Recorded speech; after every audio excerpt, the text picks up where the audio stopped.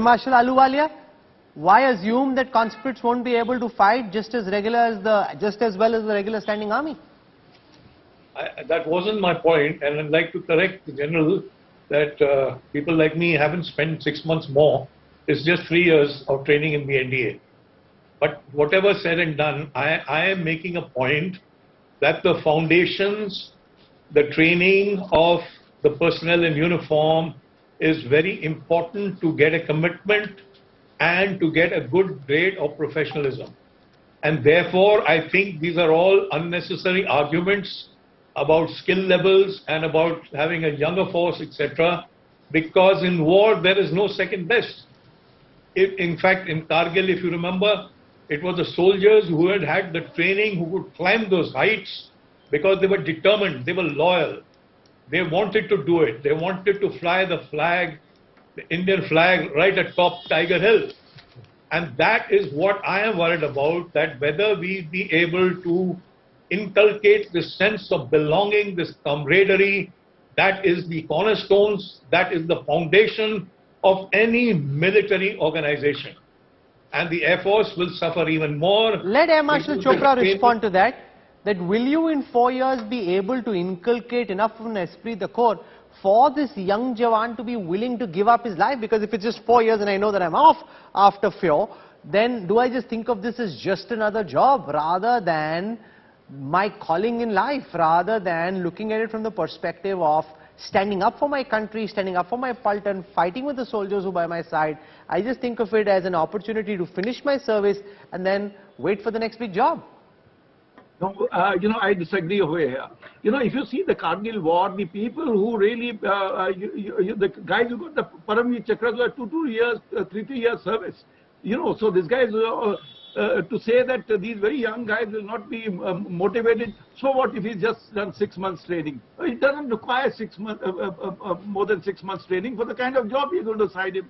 We're going to give him a frontline job. He's going to touch the aircraft. He'll work on the aircraft, but he'll not do a second line type of a work. So my contention is the training time is adequate.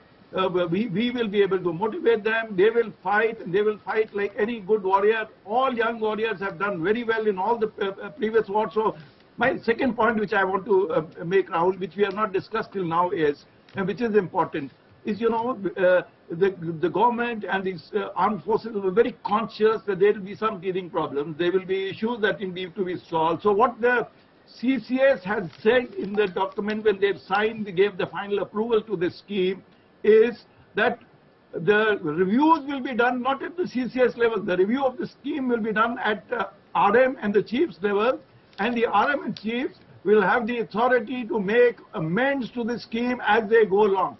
So that's a big thing that has been factored in, which is a very big thing, and there will be issues which will get sorted out. The 3 chiefs briefed us this morning that this will allow the things to be modified on a weekly basis if required. So I think Wing Commander Acharya, the fact is that most wars now will be fought in the information warfare, tech, drone domains.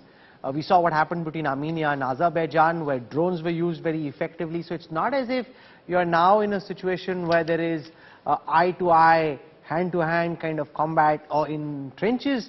We need a leaner, meaner, more agile army, and therefore any scheme which ensures that the size of our standing army actually comes down is a scheme that should be welcomed and celebrated. There may be teething problems, but you work around those problems rather than condemn the scheme. Where does the Congress come out on this?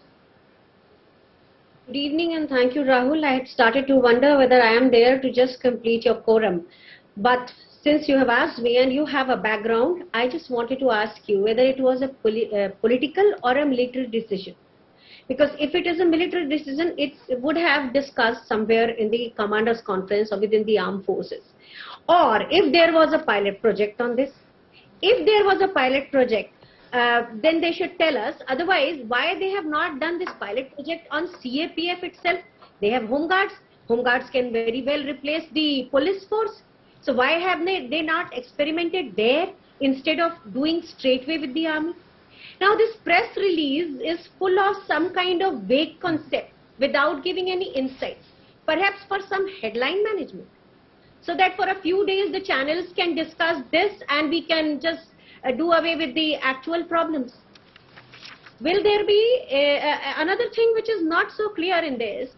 The normal entries, as in this will be the only one entry, or there will be another entry for the permanent people who will go for the pensionable service.